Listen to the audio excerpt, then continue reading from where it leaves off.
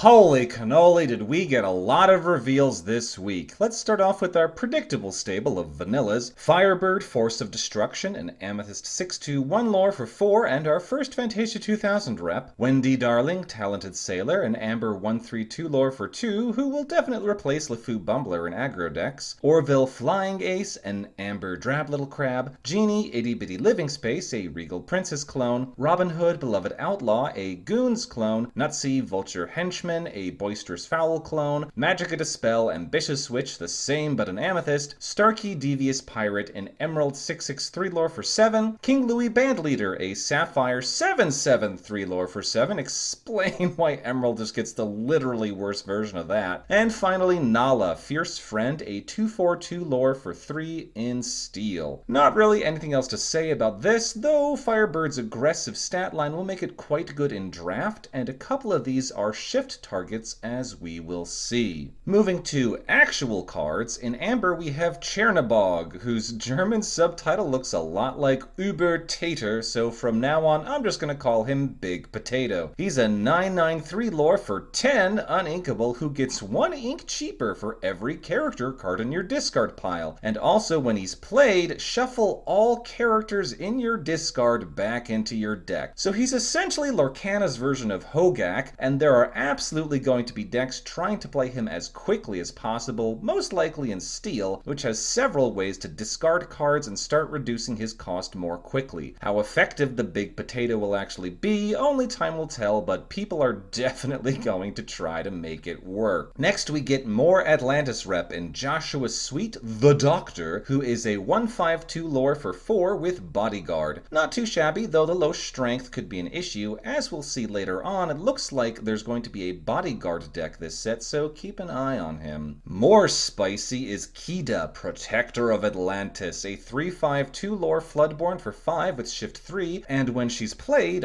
all characters get -3 strength until your next turn. This seems to be more of a defensive ability, as this also lowers your own character's strength. It has been clarified that this only affects characters on the board, so dropping something with Rush would get around this. I think this will find a home in aggro decks, particularly being able to shift her out onto either a 1-drop or 2-drop on turn 3. Then there's Patch, Little Menace, a 3/4/1 lore for 4, whom you can exert to reduce a character's strength by 2 until the start of your next turn. This seems alright, essentially a weaker version of Commanding Presence, but it does last a whole round. With Commanding Presence, the idea is you get a good challenge in, but with Patch it might be more to protect something like with Kida. However, he's a bit too expensive to run in an aggro deck, so I'm not sure how much play he'll actually see. Next we have Tinkerbell Generous Fairy, a 1/4/1 lore for 4 uninkable with, when she's played, do a Be Our Guest. And she literally has the cost of a Be Our Guest stapled onto an Orville. I don't hate it, as draw of any kind is good, especially attached to a body, but the body itself is not particularly inspiring. But Amber getting their own Maleficent Sorceress means we may start to see more Amber mid-range decks beyond just Steel Song. Moving to actions, we get Boss's Orders, which is just work together. This didn't see any play when it was in Sapphire, it's not going to see any play now. Support is good, but not good enough to justify running an action that hands it out. What I'm less sure of is Quick Patch, a 1-cost action that removes 3 damage from a location. So healing actions for characters aren't great, because usually you'd rather just play a new character. But we're still not sure how locations are going to play. Maybe you'll want to heal locations to keep them around longer, but thinking on it, the objective of a challenge is to remove something entirely, and if you're not going to banish a character with your challenges, you're probably just going to quest. This is why healing doesn't really work, so you don't really want to just do chip damages with challenges. But locations don't hurt you back, so maybe you'll be more inclined to try, especially since a lot of locations have quite a lot of willpower for a low cost, so chipping away at them might be the only way to get rid of them. God, I just want to play with this set already. 2 more weeks! The final Amber card is even more location healing, but on a 2-cost item, Wildcat's Wrench, which you can exert to heal a location for 2. So regardless of how good healing locations turns out to be, I think this will see more play than Quick Patch, simply because items are reusable. Okay, moving to Amethyst, we get Chernabog's Followers, Creatures of Evil, a 2/1/1 lore for 1 with, when they quest, you may banish banish them to draw a card. So I don't hate this. I especially like that it essentially discourages the bounce archetype, because to get the full value from them you have to kill them. So if this is your 1-drop, you can't play Mim Snake on turn 2. I am intrigued by this. A little less intriguing is Jafar Lamp Thief, a 2/2 lore for 3, with when he's played, look at the top 2 cards of your deck, put one on top and one on the bottom. Gonna be honest, I'd rather play Sorceress and get the draw. Sure, he's got 2 lore, but that body on a 3-drop ain't surviving very long. His high lore and low willpower is just gonna aggro removal. Next is Lena Saberwing, a 1/3 lore for 2 with Rush. So I've started watching the DuckTales reboot, and it's pretty good. I recommend it. Lena is a very important part of Season 1, and honestly, I can see Lena being played in decks. She's great against Amber Amethyst aggro. If you've got a 3-strength 1-drop like Forceful Duelist or Felicia, they can take out Akita or Protective Cub, and then Lena can snipe the Lilo or Biding Her Time. I dig it. However, she's obviously rather less useful against anything more sturdy. Then we get Magic Broom's Dancing Duster, a 3/3 lore for 6, uninkable, and when it's played, if you have a sorcerer in play, exert an opposing character and they don't ready next turn. So clearly the idea is you play Wayward Sorcerer turn 4, this Dancing Duster turn 5 with the reduced cost. The Forced Exert can be very powerful, that's why a fair number of Amethyst decks are running Talkative Puppet, but it's quite expensive for not that big a body compared to Radigan Very Large Mouse, who gets an extra lore for 1 less ink. This is clearly only playable in a specifically broom-focused deck and is not going to see play otherwise. There's another Magic Broom, Fast Cleaner, a 4/4 lore for 5, also uninkable with Rush, and when it's played you can shuffle all your discarded brooms into your deck. This I like better. You essentially get a better Zeus for 1 more ink and has extra upside in a broom-focused deck. Even just synergizing with other copies of itself, this could see play in a non-broom Amethyst deck. Next we have the non-vanilla Magicka Dispel, Thieving Sorceress, a 3/4 lore for 4, whom you can exert to bounce back to hand an item with cost equal to or less than her strength. So clearly we're power creeping a lot on the Sinister Visitor stat line, and I don't hate the effect. Most items seeing play cost 3 or less, so this is a nice repeatable way to deal with them. But Magicka also gets a Floodborn, the Midas Touch, a 4/6 lore for 7 uninkable with Shift 5, and when she quests, gain lore equal to the cost of one of your items. So this could very easily be nuts. I think this encourages an Amethyst Sapphire deck, as the clear target for her is the Lucky Dime. I also like that this discourages Ruby synergy, as the LeFou Instigator style ready effects don't let you double up on the lore gain, as it's still questing, not an exert ability like Disguised Peddler. You also don't get to double dip with the Lucky Dime itself, as her printed lore is 0. However, Ruby does have a couple 4-cost items in Sword of Truth and Dinner Bell, so she might still see play in an Amethyst Ruby deck that lets you run the usual Ruby removal nonsense. After sitting out a set, we see the return of Maleficent, Mistress of Evil, a 2/3 lore for 5 with when she quests you may draw a card. And when you draw a card, you may move 1 damage from one of your characters to an opposing character. So both of those abilities are fantastic, but for 5 ink she only gets 3 willpower, making her very vulnerable to smash. Likely you're only getting 1 quest out of her if she even survives a round to dry. But still, the abilities are fantastic, and I think people will run her even if she is kill on sight. Then there's Pua, Pot-Bellied Buddy, who is a 2/2 lore for 2 with when he's banished you can shuffle him back into your deck. So he's got vanilla stats with an upside, but the upside is not the highest impact thing. I could see him being played in an aggro deck, but not really anywhere else.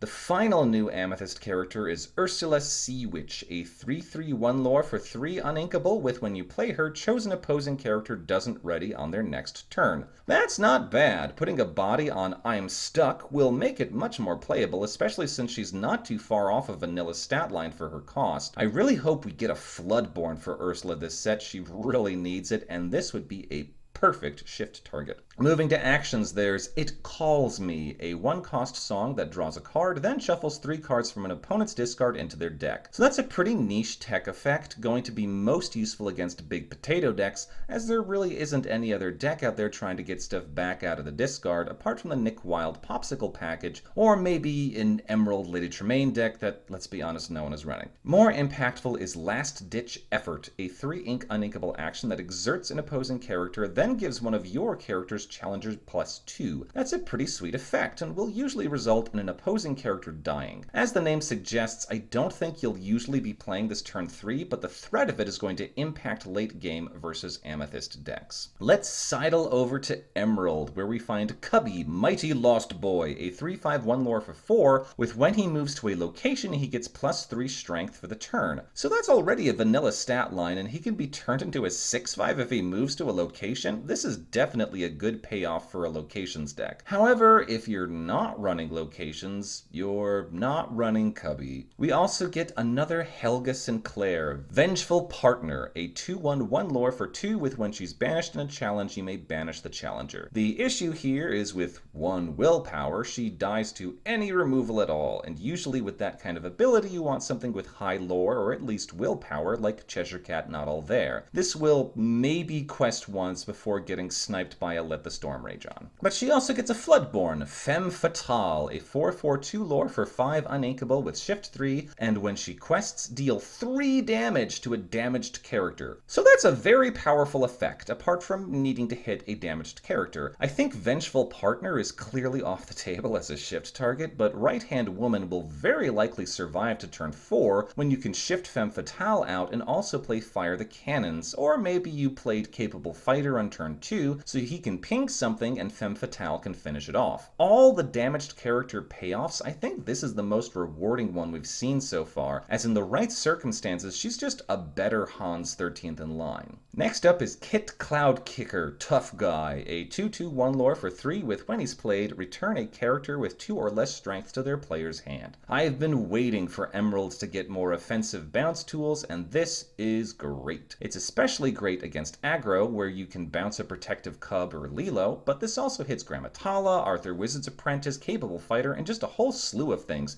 not all of them cheap. Kit is definitely seeing play. Then we get a new Prince John, Phony King, a 2/4/2 lore for 5 uninkable with when he quests, each opponent with more lore loses 2 lore. This seems like a pretty decent catch-up tool, and a nice way for Emerald to compete with Amethyst's lore burn. The one issue is he only takes lore away from those higher than you after he already gives you his own 2 lore, which makes him less good if the game is more even. You definitely want to protect the prince with some bodyguards though. To go with PJ, we have Sir Hiss, Aggravating Asp, a 3/1/1 lore for 2 with evasive. I love it! I have been waiting for cheap evasives in Emerald, and Sir Hiss is slotting right into my Emerald Ruby evasive deck. He's vulnerable to pings, but so are a lot of cheap cards. He's going to do very well in draft, as evasives usually do. Also from that movie is Skippy, Energetic Rabbit, get it, the battery mascot, who is a clone of Aladdin Prince Ali. Ali doesn't really see play, even as a great shift target, so unfortunately I doubt Skippy will either. It's good to see more ward cards though. The final new Emerald card is Zazu, Prideland's Major Domo, a 2/1/1 lore for 1 with if he's at a location he gets an extra lore pip. That is absurd, and I think single-handedly justifies a location deck. Play him turn 1, then Deville Manor turn 2, move him there, he quests for 2, and the manor itself is going to give you another lore next turn, and your opponent has to decide between dealing with Zazu or trying to snipe your location. I can see an Emerald location-based aggro deck materializing, and Zazu will be a key part of it. For actions, Emerald gets Touched My Heart, or maybe Chains of Love, unsure what the official English name is, but it's Clarabelle Cow from the Three Musketeers movie being infatuated with Goofy. And this 2-cost song lets you banish an item.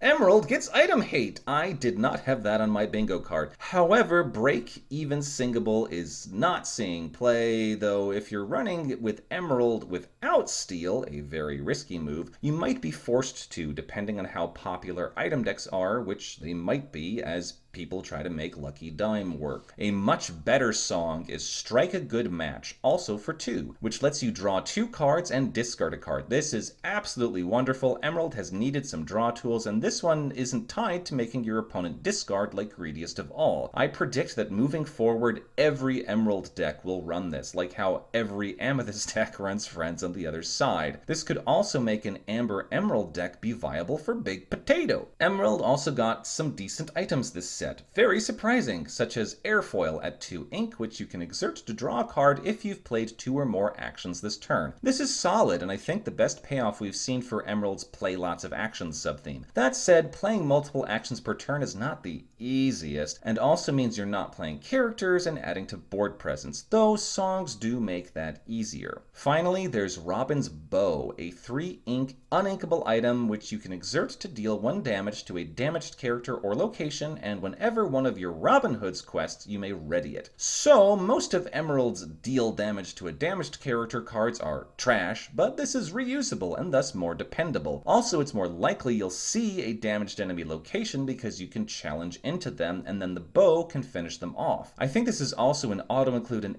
any Robin Hood based deck, which, as we'll see in a bit, I think is very much going to happen. Over in Ruby, we have Ariel, Adventurous Collector, a 2/3/1 lore for 3 with evasive, and when you play a song, give a character evasive until your next turn. That seems pretty decent, though I almost have to protest at her being Dreamborn. What even is different about her design? The only thing I can see is her bag is teal instead of orange. Anyway, maybe this will give rise to a song-based evasive deck. Next is Maui, Giant Hawk, a 5/2/0 lore for 3 uninkable with Reckless, and whenever a Hey quests, he gets +1 lore pip and loses Reckless. The notable thing is, if you have multiple Hey's questing, this gets multiple extra lore pips. 4 Hey's, that's a 4 lore Maui. Even just as a Reckless, his stats ain't bad, but he'll definitely be best when paired with Hey. I am curious as to what Hey we see this set, because we're definitely getting at least one. Maybe a Floodborn? Oh, please God, I have never wanted anything more in my life. We also get another Maui, Whale, an 8/8/1 lore for 7 who doesn't ready at the start of your turn, but you can pay 2 ink to ready him, though he can't quest. So this is a challenge demon. You drop him, then on your turn you smack everything else on the board. The one issue is by turn 7, we're getting into Be Prepared and Infernal Schemer territory, decreasing the likelihood of this guy surviving to do anything. If you can give him Rush, that would be primo, though. New Peter Pan! Neverland Hero is a 1/3/2 lore for 3 with Rush, and if you have a Tinkerbell, he gets +3 strength. Jesus, if we get a 2-drop Tinkerbell, this boy will be busted. I just hope that Tinkerbell isn't an Amethyst or Ruby, or we just get the same problem deck as always. To go along with Peter is Slightly Lost Boy, a 4/3/1 lore for 4 with evasive, and if you have a Peter Pan, he costs 1 less. Okay, so if we also have a 2-drop Peter Pan, this boy is busted because this becomes a better fidget. Hot damn, our evasive deck's eating good this set. The final new Ruby character is Trigger, Not So Sharpshooter, a 3/1/1 lore for 2 with your Nutsies have +1 lore pip. That ain't the worst thing. Play him turn 3 after you drop the new Nutsie on turn 2. That's some juicy lore there. The one shame is that Nutsie doesn't buff Trigger in any way. The last new Ruby card is Jolly Roger Hook's Ship, a 2/5/0 lore location for 1 uninkable, which gives characters their Rush. And pirates move there for free. So I guess this is the pirate payoff. Getting free Rush is nice. Quick, someone draft up a Ruby Steel Pirates deck. Go! On to Sapphire, where we get Flintheart Glomgold! Lone Cheater, a 3/4/2 lore for 4 who gets evasive during your turn. Well, this eats basically every evasive that costs less than 5, and some of the ones that cost 5. This might be the hardest evasive counter I've ever seen, and I think he's going to see a fair bit of play. We get more DuckTales rep in Gyro Gear Loose Gadget Genius, a 1/4/1 lore for 3, whom you can exert to put an item from your discard on top of your deck. Not the worst, and it's nice seeing a reusable way to retrieve items. However, it does mean you don't get to draw what you actually would have drawn next, so try to pair this with extra draw, which handily item decks can get in multiple ways. Continuing in DuckTales is Scrooge McDuck, Uncle Moneybags, a 1/3/1 lore for 2 who, when he quests, makes your next item this turn cost 1 less. I like this a lot. Certainly much better than the Top Hat, especially since he's inkable. Our final Sapphire character is the debut of Maid Marian, Lovely Dreamer, a 4/4/2 lore for 5 with when she's played, reduce a character's strength by 2. So a smaller version of Scar Mastermind who sees no play anymore. Maid Marian might though, as she's cheaper for similar stats, and most characters don't have enough strength for -5 to really matter that much more than -2. Either way, Gorgeous art. Moving to actions, we get How Far I'll Go, a 4-cost uninkable song that lets you look at 2 cards, put one into your hand, and ink the other. I love this, and I will absolutely slot this into my Sapphire decks. Combining ramp and draw is great, and it's singable to boot. Honestly, I'm tempted to run a deck that shifts out Dreaming Guardian or Grandfather Clock turn 3 just to sing this. Most expensive songs don't really help much early game, but this is an exception.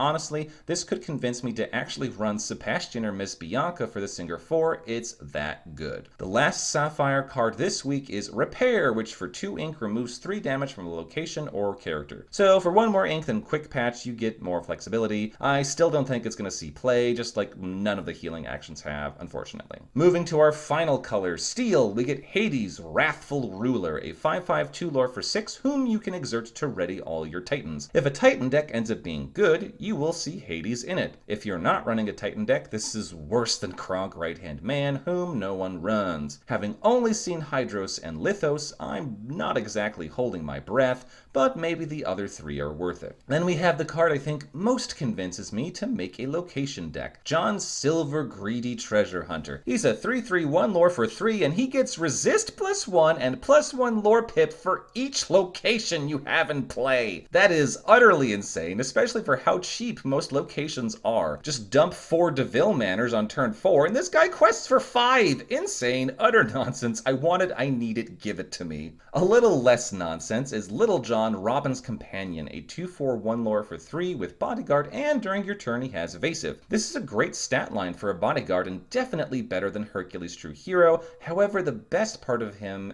is our next card. Little John Resourceful Outlaw is a 4/5/2 lore Floodborn for 6 with Shift 4, and while exerted, your Bodyguards get Resist +1 and +1 lore. This is the Bodyguard deck build around you've always wanted. Man, I love how many new different decks I already want to make with these cards, and we still haven't seen the entire set. Perhaps the most tempting build around of all is Mickey Mouse Trumpeter, a 0/1/1 lore for 4 uninkable with Exertum and pay 2 ink, play a character for free. So, he dies to literally anything, but if he survives a round, you can drop a Knight for a Day, or a Monstrous Dragon, or a Spirit of Winter, or whatever tickles your fancy. Just like people are going to try to make Lucky Dime decks and Big Potato Chernabog decks, people are going to try to make Trumpeter decks. And I wish them the best of luck. But you ain't seen nothing yet. My nominee for Inklands' most broken card, Mr. Smee Clumsy Sailor, a 3/3/2 lore for 2, with if he's exerted at the end of your turn, deal 1 damage to him unless you have a captain. Do you know how many captains that cost 3 or less are in the game? As of the current reveals, there are 4. 2 of those are in steel. It will be